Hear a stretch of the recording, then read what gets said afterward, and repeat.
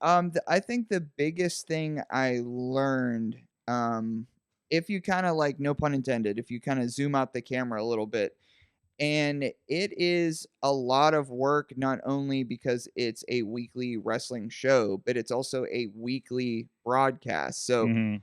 weekly, your team, our shared team, sort of comes in there and builds our way up every week. It's like a Mhm. DIY thing. So the biggest thing is, oh, by far the biggest thing, just even outside of wrestling, just the biggest thing is working on the fly. Mhm. Working on the fly has been the biggest thing that I've picked up and learned, and I'm still learning, everyone's still learning, but how to do that. Back when I did podcasting, I did a live podcast maybe 2, 3, 4 times a year. I remember one in your living room.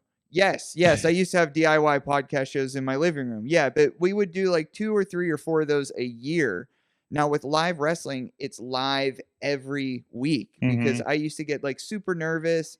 It was very easy for me to record me and my friends recording our show, but I would get super nervous for the podcast live shows because I'm just like, oh, I now have to talk in front of people. And I remember being nervous for the 2, 3, 4 times a year, but now with 880 wrestling, I'm like, "Oh, I'm talking in front of people like every week, every Mhm. week." Mhm. And so working on the fly is something that I've had to pick up and be accustomed to.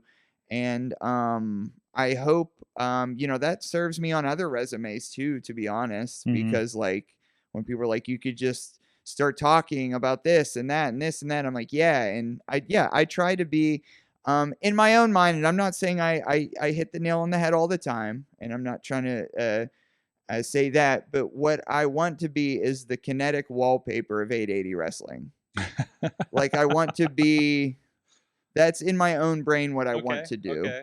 Is I'm not saying I'm there yet, or I'm Yeah. not. We're all learning new things, but as a commentator, that's what I want to be. I want to keep the energy going, keep the show going, keep everything flowing and everything on task. And Mhm. it's not just our shows either, but sometimes shows run long, and you have to keep the energy up.